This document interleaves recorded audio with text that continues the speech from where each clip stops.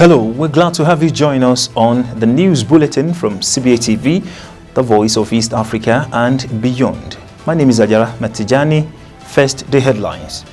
Puntland and Jubaland submit names for Federal Elections Committee. Security tightened in Galkayo amid uncertainty. United Nations salute Somalia for its courage and resilience. Ethiopia, Biden orders Eritrean forces to leave Tigray immediately. President Magufuli warns Tanzanians against COVID-19 vaccines.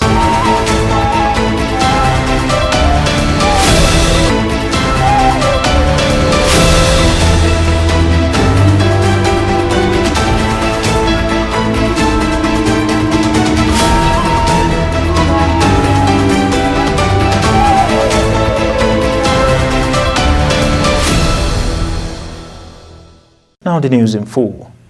Somaliland Minister of Information, Culture and Awareness, Saliban Yusuf Ali Kor, who attended a forum on Wednesday to discuss the ministry's performance for 2020 and the new plans for the year 2021, said the group, which is well known in Somaliland and Somalia, should fulfill its national responsibilities.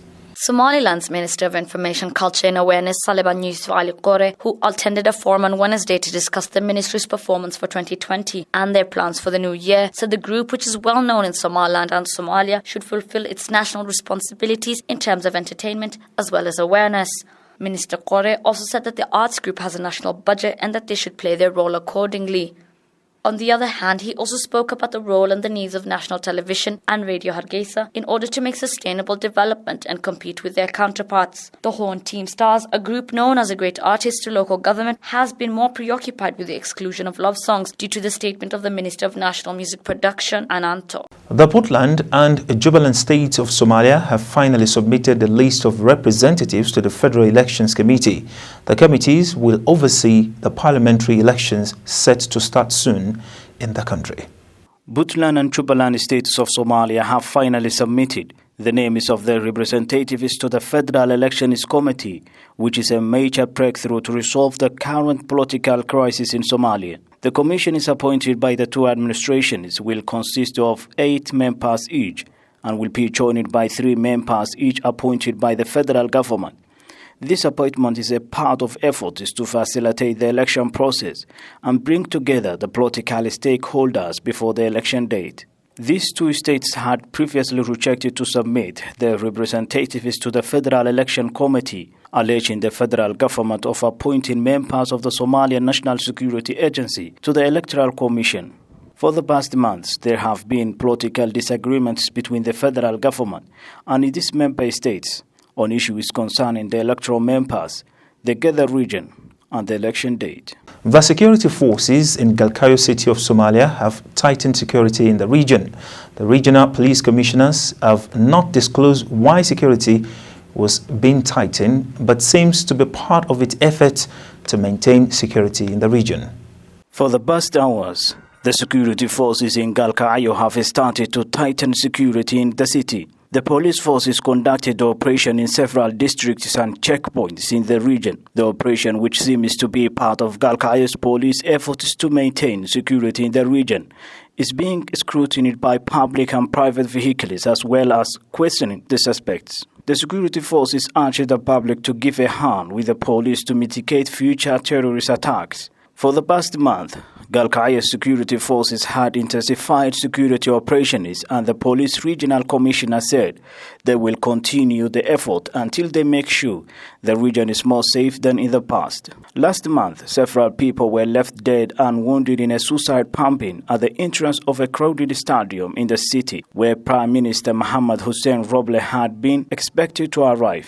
Senior United Nations officials have paid tribute to the courage and resilience of Somali citizens who have persevered through some of the toughest conditions in any country on the planet over the past 3 decades. We're about to start the press conference. Senior United Nations officials have paid tribute to the courage and resilience of Somali citizens who have persevered through some of the toughest conditions in any country on the planet over the past 3 decades. Somalia crosses its 30th anniversary since outbreak of civil war which grew out of resistance to the military junta led by Muhammad Siad Barre during the 1980s and has since made great progress in maintaining peace and order. The UN Secretary-General's Special Representative for Somalia, James Swan, applauded Somalia for making tremendous progress in several sectors such as good governance, the functioning of national and federal member state institutions, private sector investment, public financial management, delivery of services, well-structured security architecture, among others. Somalia begins 2021 in a better place than 2011, and a better place than 2001, and a better place than the end of January 1991. I also want to stress that ultimately the work of the United Nations is an expression of objectives communicated by the broader international community. Most of the programmatic work is funded through generous contributions by donor countries that have expressed eagerness to contribute to progress in Somalia and use UN entities as a vehicle for channeling that support to Somalis. So really, while we speak of the United Nations, in this case, it genuinely does represent a broader commitment of the international community through our organization to help the Somali people. The UN envoy was addressing the media at a virtual press conference in Mogadishu, at which he and other senior UN officials spoke about the range of the world body's support over the past year, but also for 2021. Mr. Swan, who heads the UN Assistance Mission in Somalia, UNISOM, was joined in a virtual press conference by the UN Secretary-General's Deputy Special Representative for Somalia, Adam Abdelmullah, who also serves as humanitarian coordinator and resident coordinator for the country, and the head of the UN Support Office in Somalia, UNISOS Assistant Secretary General Lisa Filipito. In addition to UNISOS and UNISOM, there are more than 20 UN agencies, funds and programs working with Somalis in a wide range of areas. This includes long-term development and immediate humanitarian needs, as well as UNISOM's good offices, which refer to its mediating role in resolving differences and disputes. While highlighting its achievements in the country so far, the UN mission has been urging Somalia's political leaders to pursue compromise and dialogue to progress with the implementation of an electoral agreement that had been reached on 17 September last year. In collective meetings with other international partners and in bilateral meetings, we have stressed the importance of reaching a common understanding on next steps prior to February 8th in order to avoid any uncertainty. We continue to urge Somali leaders of goodwill to redouble their efforts to resolve the outstanding issues of implementation of the electoral process and resolve those issues through dialogue and to reach agreement on the way forward for the good of the country. In his remarks at the virtual press conference, Mr. Abdelmullah spoke of the wide range of support provided by the world body in Somalia's development and humanitarian spheres, noting both challenges and progress. He said Somalia had begun 2021 with a number of challenges similar to those which afflicted it in 2020. These are the so-called triple shock of climate change, which includes floods and droughts, a desert locust outbreak, and the COVID-19 pandemic.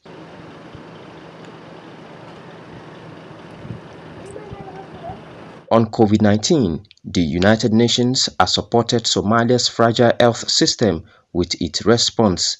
This has involved buttressing the government health machinery with testing laboratories, specialized isolation centers, training of more than 5,000 frontline health workers, and the distribution of thousands of sets of personal protective equipment. With our partners, we will need to step up these efforts in reaching the most vulnerable people affected. Somalia continues to make steady progress under the heavily indebted poor countries or HIPC initiative.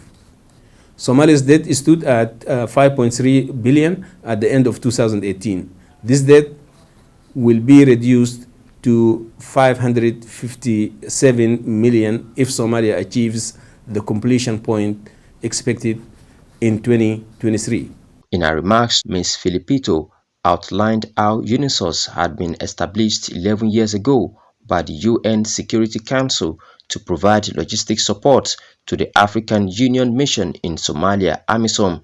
Since then, it had received additional responsibilities, including providing support to the Somali Security Forces UNISOM and more generally to the UN family and international community. The UN official ended her remarks by noting UNISOS's strong partnership with Somalia's federal government and federal member states, AMISOM and the African Union and UN operatives in the country.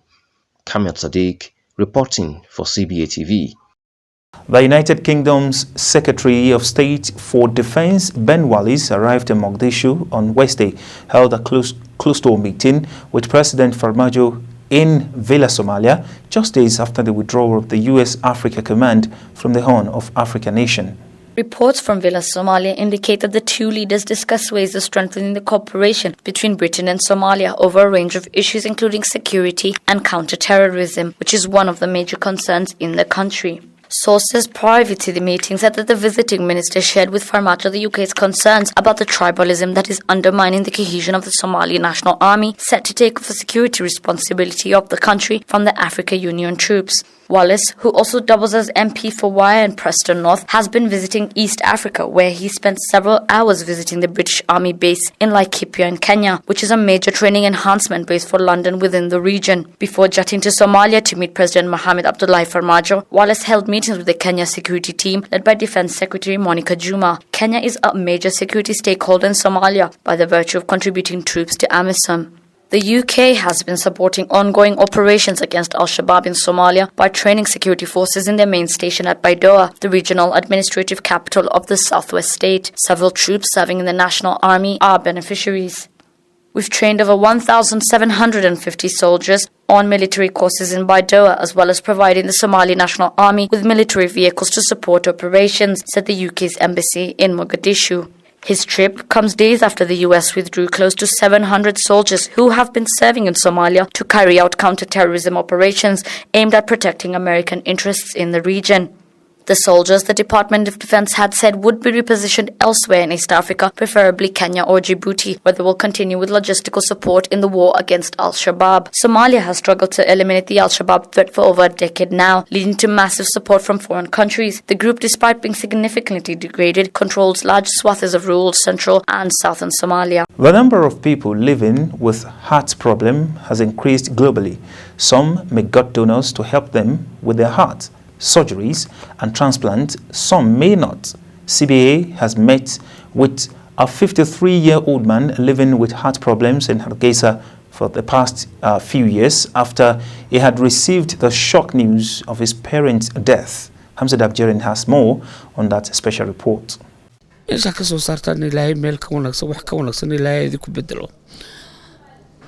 Ibrahim Muhammad Yusuf, a former doctor by provision who lives in Hargeisa, Somaliland, has been living with heart problems for the past 3 years. When he talks to you, you can feel the pain, but he is trying to show he is still strong. The appearance of his body is a description of the exhausting pain he has endured. Physically, you might think he is a fat man, but in reality he is not, and even can't walk long distances. This 53-year-old told to CBA that he first experienced heart problems was when he had received the shocking news of his parents' death in a car accident. He has been now living with this ventricular assist device for the past 3 years.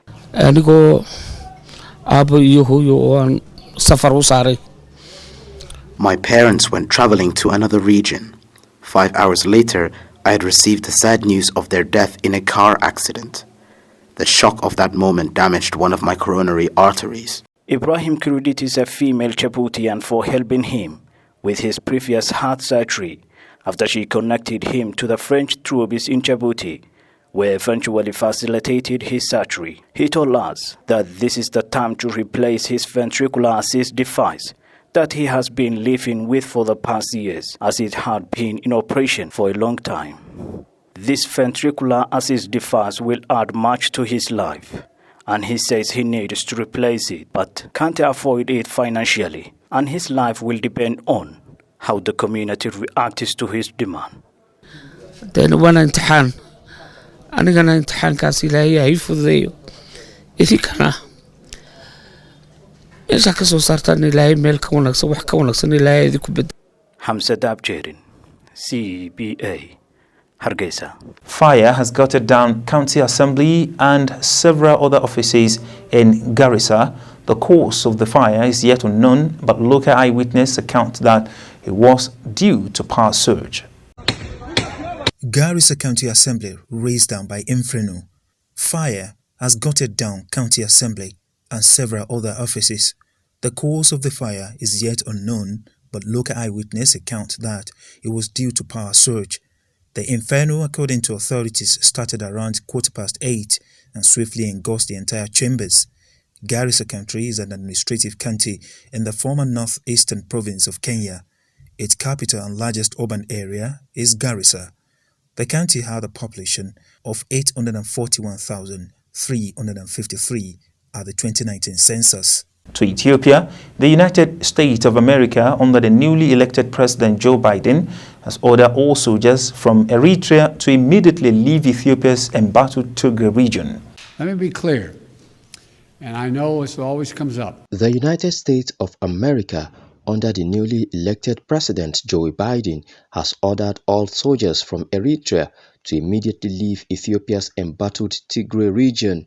The order by the United States of America to the Eritrean soldiers fighting in Tigray reflects new pressure by the Biden administration on the government of Ethiopia and other combatants as the deadly fighting in Tigray nears the 3-month mark. The Eritreans have been fighting on the side of Ethiopian forces as they pursue fugitive leaders of the Tigray region, though Ethiopia's government has denied their presence.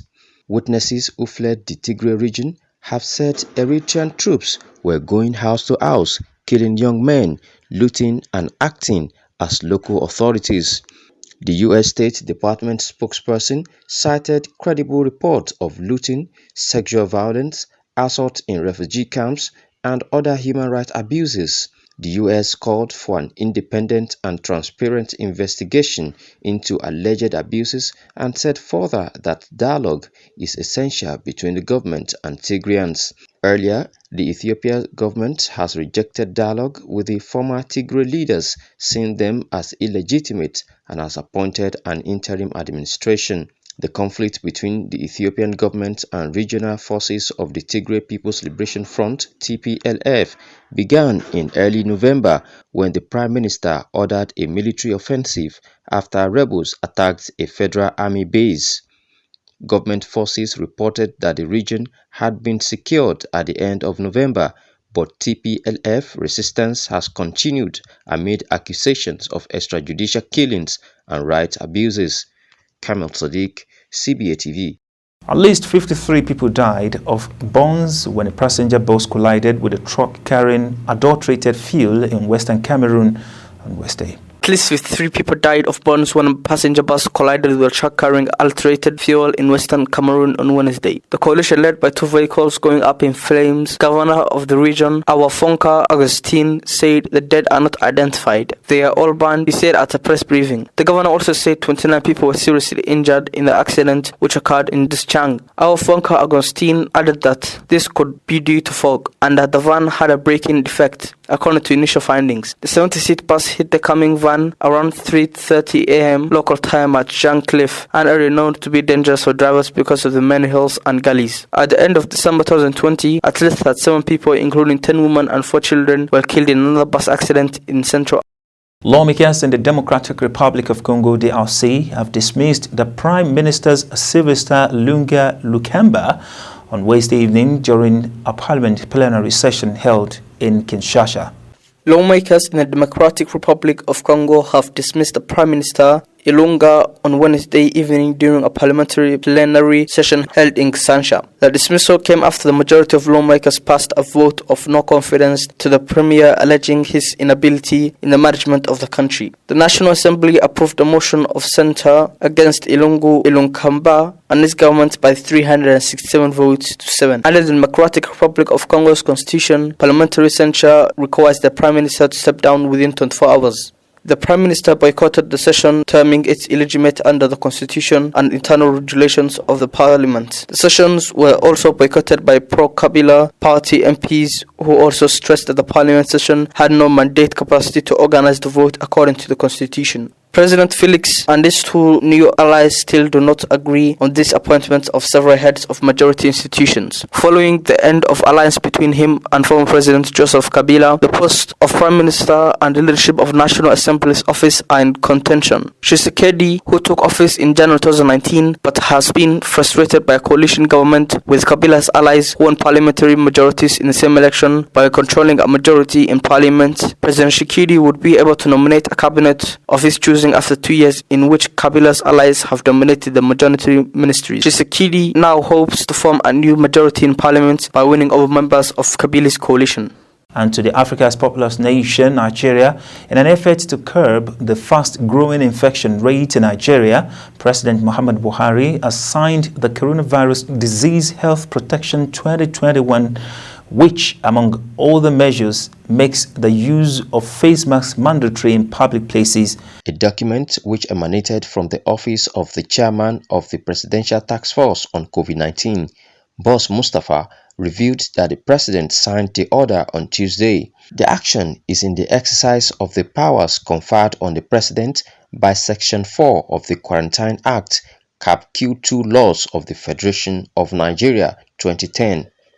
Part of the regulation stipulates that no person shall be allowed within the premises of a market, mall, supermarket, shop, restaurant, hotels, event centers, gardens, leisure parks, recreation centers, motor parks, fitness center, or any other similar establishment except is wearing a face covering that covers the nose and mouth. He washes his hands or clean the hands using sanitizer approved by the National Agency for Food and Drugs Administration and Control, and his body temperature has been checked. Also in the regulation is that any person found to have a body temperature above 38 degrees Celsius shall be denied entry and advised to immediately seek medical attention. Part 1, which deals with restrictions on gatherings, stipulates that at all gatherings, a physical distance of at least 2 meters shall be maintained at all times between persons.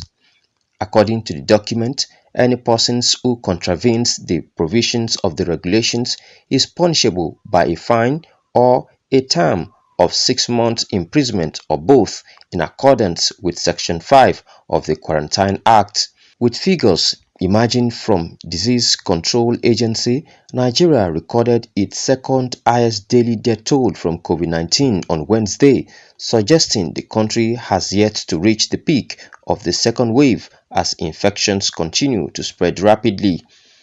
A total of 22 people died from COVID-19 on Wednesday, to bring to 1,544 the number of people who have now died from the disease in the country. Nigeria also recorded its second highest daily infection tally with 1,861 new cases reported on the same day. Kamil Sadiq, CBATV, Nigeria. And with that report, we've come to the end of the news from CBATV, the voice of East Africa and beyond. My name is Ajara Matijani. Bye for now.